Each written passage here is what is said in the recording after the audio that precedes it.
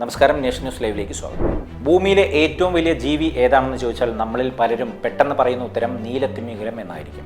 എന്നാൽ ശാസ്ത്രീയമായി പറഞ്ഞാൽ ലോകത്തിലെ ഏറ്റവും വലിയ ജീവി ഒരു മൃഗമോ ഒരു സസ്യമോ അല്ല, മറിച്ച് അർമില്ലാരിയോ ഓസ്റ്റോയെ എന്ന ശാസ്ത്രനാമമുള്ള ഒരു ഫംഗസ് ആണ്.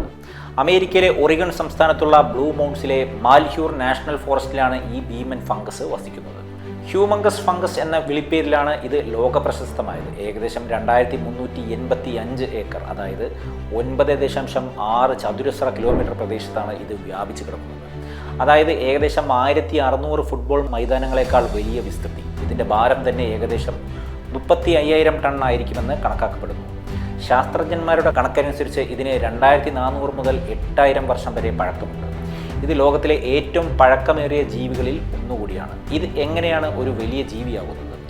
സാധാരണ കൂണുകൾ പോലെ പുറത്തു കാണുന്ന ഭാഗമല്ല ഈ ഫംഗസിൻ്റെ പ്രധാന ശരീരം. മണ്ണിനടിയിൽ നൂല് പോലെ പടർന്നു കിടക്കുന്ന മൈസീലിയം എന്ന ശൃംഖലയാണ് ഇതിൻ്റെ യഥാർത്ഥ ശരീരം.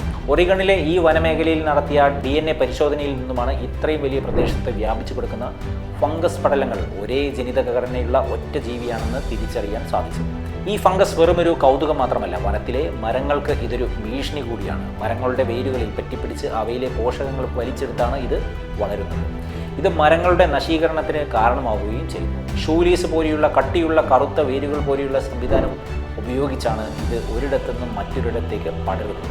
അതിനാൽ തന്നെ ഇതിനെ ഷൂ സ്ട്രിംഗ് ഫംഗസ് എന്നും വിളിക്കാറുണ്ട്. ഇതിൻ്റെ പുറത്ത് കാണുന്ന കൂണുകൾ ഭക്ഷ്യയോഗ്യമാണെങ്കിലും പച്ചയ്ക്ക് കഴിക്കുന്നത് ഗുണകരമല്ല എന്നും ശാസ്ത്രജ്ഞന്മാർ പറയുന്നു. 1998 ഒറിഗണിലെ വനങ്ങളിൽ മരങ്ങൾ കൂട്ടത്തോടെ ഉണങ്ങി നശിക്കുന്നത് ശ്രദ്ധയിൽപ്പെട്ട വനം വകുപ്പ് ഉദ്യോഗസ്ഥരും ശാസ്ത്രജ്ഞന്മാരും നടത്തിയ പര്യവേഷണത്തിലാണ് ഈ ഭീമൻ ഫംഗസിനെ കണ്ടെത്തുന്നത്.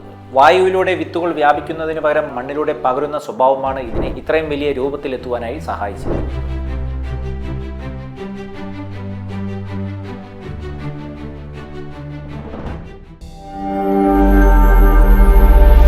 നാഷൻ ന്യൂസ് ലൈവ്, സത്യം, ചരിത്രം, വർത്തമാനം.